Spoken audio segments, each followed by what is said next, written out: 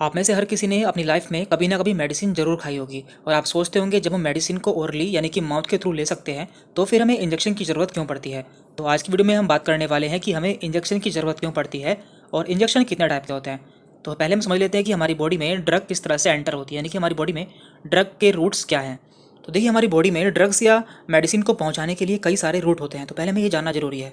तो मेनली हमारी बॉडी में दो तरह के रूट होते हैं, सिस्टमिक एंड लोकल।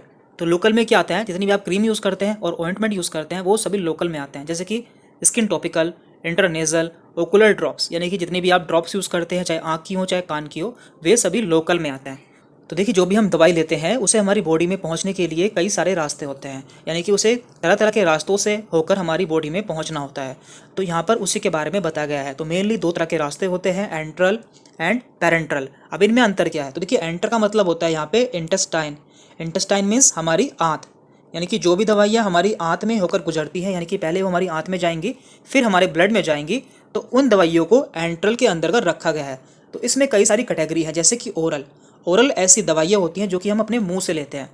आप बहुत सी मेडिसिन अपने मुंह से लेते होंगे, वो सभी ओरल में आती है। इसके बाद है सबलिंगुअल, यानी कि कुछ दवाई हम अपनी जीभ के नीचे रखते हैं, उन्हें सबलिंगुअल कहते हैं। एंड रेक्टल, और कुछ दवाई हमें रेक्टम के थ्रू या फिर एनस के थ्रू दी जाती है, उन्हें रेक्टल कहा जाता है। देन इसके बाद है यहाँ पर पैरेंट्रल। तो इसका मतलब क्या है, तो देखिए यहाँ पे है पर प्लस एंट्रल, यानी कि यहाँ पर इंटेस्टाइन को बाईपास कर दिया जाता है, यानी कि मेडिसिन इंटेस्टाइन या फिर हमारे पेट में नहीं जाती है, सीधे हमारे ब्लड में जाती है। तो इसमें कौन कौन सी कैटेगरी है, इसमें पहली कैटेगरी है इनहेलेशन, यानी कि ऐसी मेडिसिन जिन्हें हम इनहेल करते हैं। आपने अस्थमा के पेशेंट में देखा होगा कि वो इनहेलर का यूज़ करते हैं, जिसमें वो मेडिसिन को खींचते हैं, तो वो सीधे हमारे ब्लड में जाती है। इसके बाद है यहाँ पर इंजेक्शंस, तो जिसे हम पढ़ने वाले हैं। तो सभी इंजेक्शंस पैरेंट्रल में आते हैं, क्योंकि ये सभी हमारे सीधे ब्लड में जाते हैं। तो इंजेक्शन कितने टाइप के होते हैं वो भी यहाँ पे दिया हुआ है, intravenous, intramuscular, subcutaneous, inter आर्टियल, inter articular, intrathecal and intradermal. तो इनमें से जो ज़्यादा यूज़ होते हैं हम उन्हीं के बारे में जानने की कोशिश करेंगे। तो देखिए, मेनली हम चार तरह के इंजेक्शन यूज़ करते हैं, intramuscular, subcutaneous, intravenous and intradermal. तो इसे समझने से पहले हमें स्किन के बारे में जानना होगा कि स्किन में कौन कौन सी लेयर होती हैं। यहाँ पे हमने स्किन की लेयर का डायग्राम लिया है, जिससे आप इसे अच्छे से समझ जाएं। तो देखिए, हमारी त्वचा में कुछ लेयर पाई जाती है। तो सबसे ऊपर होती है एपिडर्मिस। तो ये वो लेयर होती है जिसे आप अपने हाथ से छू सकते हैं और दिख सकते हैं, और इसमें मेलानोसाइट पाई जाती है, जिसके कारण हमारी बॉडी का रंग फिक्स होता है। इसके नीचे होती है डर्मिस। तो देखिए, डर्मिस में क्या होता है, डर्मिस में हमारे हेयर फॉलिकल्स, यानी कि हमारे बाल पाए जाते हैं, हमारी स्वेट ग्लैंड पाई जाती हैं, हमारी ब्लड वेसल भी इसमें ही पाई जाती हैं, जैसे कि आर्टरी, वेन, सब इसी में पाई जाती हैं, और हमारी नर्व्स भी इसी में पाई जाती हैं। इसके नीचे होता है सब क्यूटेनियस टिश्यू। तो इसमें क्या होता है, तो यहाँ पर फैट पाया जाता है, यानी कि एडिपोज टिश्यू पाया जाता है। और इसके नीचे होती है मसल्स, यानी कि मसल सबसे नीचे होती है, सबसे ऊपर एपिडर्मिस, देन डर्मिस, देन सब क्यूटेनियस टिश्यू एंड लास्ट में है यहाँ पर मसल। तो अब हम इसे समझ लेते हैं। तो सबसे पहला इंजेक्शन है यहाँ पे इंट्रामस्कुलर, जैसे कि नाम से पता चल रहा है, मस्कुलर, यानी कि ऐसा इंजेक्शन जो कि हमारे मसल्स में दिया जाता है, और इसे शॉर्ट फॉर्म में हम IM भी कहते हैं, IM। तो देखिए, इसमें क्या है, आपने देखा है कि हमारी मसल सबसे नीचे पाई जाती थी, तो इसलिए हमें इसे बिल्कुल सीधा लगाना होगा, यानी कि 90 डिग्री पे लगाना होगा, जिससे हमारी मसल्स तक पहुंच सके। इसलिए इसे इंट्रामस्कुलर इंजेक्शन कहा जाता है। इसके बाद है यहाँ पर सब क्यूटेनियस। तो आपने देखा था हमारी जो लास्ट लेयर है, यानी कि मसल्स हैं, उसके ऊपर एक लेयर पाई जाती है जिसे हम कहते हैं सब क्यूटेनियस, जिसमें कि हमारा फैटी टिश्यू होता है, यानी कि हमारा फैट पाया जाता है। यदि हमें इसमें इंजेक्शन लगाना हो तो हमें इंजेक्शन को 45 डिग्री पर लेना होगा, जिससे ये वहाँ तक पहुँच सके। दैन इसके बाद है यहाँ पे इंट्रावेनस, यानी कि ऐसे इंजेक्शन जो कि हमारे वेन में लगाए जाते हैं। और आप जानते हैं हमारी वेन, आर्टरी, ये सभी डर्मिस में पाई जाती है, जो कि हमारी स्किन की सेकंड लेयर है। तो देख पा रहे हैं आप, यदि हमें इसमें लगाना होगा तो हमें इंजेक्शन को थोड़ा सा टेढ़ा करना होगा, यानी कि 25 डिग्री पर लेना होगा, तभी वो हमारी उस लेयर तक पहुँच पाएगा। एंड लास्ट है यहाँ पे इंट्राडर्मल। तो डर्मल का मतलब है यहाँ पे इपीडर्मल। इपीडर्मल यानी कि हमारे स्किन की सबसे ऊपर की लेयर। यदि हमें इसमें लगाना होगा तो हमें इंजेक्शन को बिल्कुल इस तरह से लगाना होगा, यानी कि 10 से 15 डिग्री पर लगाना होगा, जिससे वो उसमें पहुंच सके। अब आप सोच रहे होंगे कि ये इंजेक्शन इस तरह से क्यों लगाए जाते हैं। तो देखिए, इन सभी इंजेक्शन के अपने अपने रोल होते हैं। जैसे कि मान लीजिए किसी को एंटीबायोटिक देनी है या फिर वैक्सीन देनी है, तो मैक्सिमम वैक्सीन जो है हमारी मसल्स में लगाई जाती हैं। तो ऐसी कंडीशन में हम उसे इंट्रामस्कुलर इंजेक्शन लगाएंगे।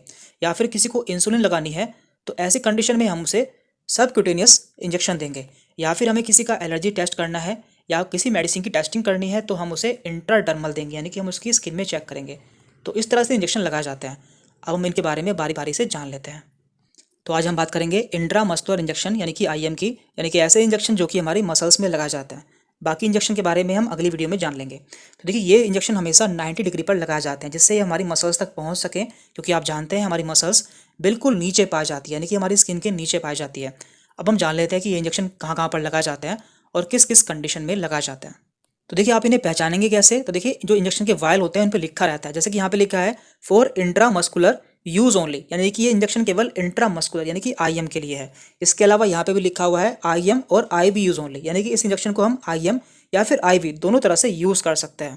तो देखिए हमारी बॉडी में इंजेक्शन लगाने के लिए कुछ साइट होती है, यानी कि हम इंजेक्शन को हर जगह नहीं लगा सकते, इनकी कुछ पर्टिकुलर साइट होती है जहाँ पे हमें लगाना चाहिए। तो ऐसे ही इंट्रामस्कुलर की भी है। तो इंट्रामस्कुलर की मेनली दो साइट होती हैं। पहली है डेल्टोइड मसल, जो कि हमारी कंधे की मसल होती है, और यहाँ पर हम इंजेक्शन को लगा सकते हैं। तो इसे हम और अच्छे से समझ लेते हैं। तो देखिए ये है हमारी डेल्टोइड मसल, जो कि हमारे कंधे पे होती है और हमारे अपर आर्म में होती है। तो यदि हम अपनी दो उंगली इस तरह से रखते हैं, तो जो नीचे का एरिया होता है, ये पिरामिड होता है, इसमें हम इंजेक्शन लगाते हैं। तो आपने देखा होगा जितनी वैक्सीन आजकल लग रही हैं कोरोना वाली, वो सभी इसी में लग रही हैं, क्योंकि ये हमारा इंट्रामस्कुलर इंजेक्शन यानी कि आईएम है। तो देखिए आईएम की दूसरी अच्छी साइट है ग्लूटियल मसल, जो कि हमारे हिप में पाई जाती है। तो यहाँ पे हमें कैसे पहचान करनी होगी कि इंजेक्शन हमें कहाँ लगाना है? देखिए मान लीजिए ये हिप है और इसमें हम इसे 4 पार्ट में डिवाइड कर लेते हैं इस तरह से। तो जो इसका अपर लेटरल पार्ट होता है, यहाँ पर हम इंजेक्शन को लगाते हैं। तो हमेशा यहाँ पर हम इंजेक्शन की 2/3 निडल को ही एंटर करते हैं। देखिए इंजेक्शन हमें बहुत सावधानी से लगाना चाहिए, क्योंकि हमारी बॉडी में नर्व्स पाई जाती हैं। यदि गलती से नर्व में इंजेक्शन लग गया तो हमारी बॉडी में प्रॉब्लम हो सकती है। जैसे कि आप देख सकते हैं यहाँ पे हमारे ग्लूटियल मसल में एक नर्व पाई जाती है जिसका नाम है सियाटिक नर्व, जो कि इस तरह से नीचे जाती है। यदि गलती से इसमें इंजेक्शन लग जाता है तो हमारी जो टांग है वो पैरालाइज हो सकती है। तो इसलिए हमें बहुत सावधानी से इंजेक्शन लगाना चाहिए। अब हम जान लेते हैं कि आईएम का यूज़ कब कब किया जाता है, यानी कि इंट्रामस्कुलर इंजेक्शन कब कब दिया जाता है। तो यदि किसी को एंटीबायोटिक्स दी जाती हैं, जैसे कि पेनिसिलिन, स्ट्रेप्टोमाइसिन, तो हम आईएम का यूज़ करते हैं। इसके अलावा यदि किसी को वैक्सीन दी जाती हैं तो उस कंडीशन में भी आईएम का यूज़ किया जाता है। और इसके अलावा यदि किसी को हार्मोनल थेरेपी दी जाती है, जैसे कि टेस्टोस्टेरोन दिया जाता है, तब भी हम आईएम का यूज़ करते हैं। तो इस वीडियो में हमने आईएम के बारे में जान लिया है। अब हम ये भी जान लेते हैं कि एंट्रल और पेरेंट्रल में अंतर क्या होता है। देखिए एंट्रल का मतलब होता है ऑफ इंटेस्टाइन, यानी कि ऐसी मेडिसिन जो कि हमारे इंटेस्टाइन के थ्रू हमारी बॉडी में जाती हैं, वो सभी एंट्रल रूट में आती हैं।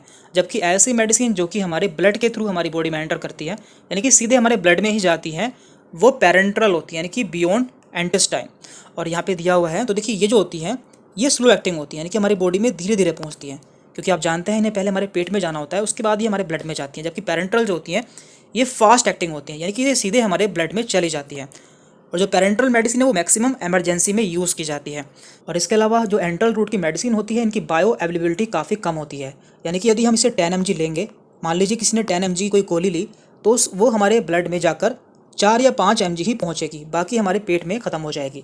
जबकि पेरेंट्रल रूट में क्या होता है, यदि किसी ने 10 mg का इंजेक्शन लिया तो वो उसके ब्लड में 10 mg ही पहुँचेगा, क्योंकि वो सीधा ही उसके ब्लड में जा रहा है। तो ये इनमें अंतर है। तो इस वीडियो में इतना ही था। इस वीडियो में हमने देख लिया आईएम के बारे में, बाकी इंजेक्शन हम अगली वीडियो में देख लेंगे। Thank you very much.